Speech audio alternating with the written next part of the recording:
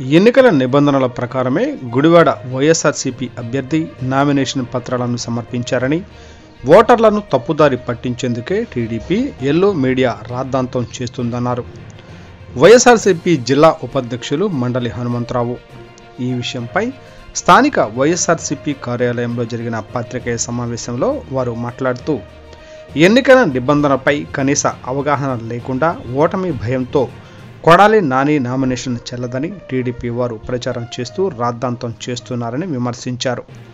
Nomination వేసిన అభ్యర్థులందరికీ candidate help book ఇస్తారని, కనీసం దానిని చదువుకున్న నిబంధనలు అర్థమవుతాయని, స్క్రూటినీ కార్యక్రమాన్ని పక్కదారి పట్టించి ఎన్నికల అధికారిని భయపెట్టడానికి టీడీపీ వారు ప్రయత్నం చేశారని, కొడాలి నాని నామినేషన్ సక్రమంగానే ఉన్నట్లు రిటర్నింగ్ అధికారి ధృవీకరించారని మండలి తెలియజేశారు.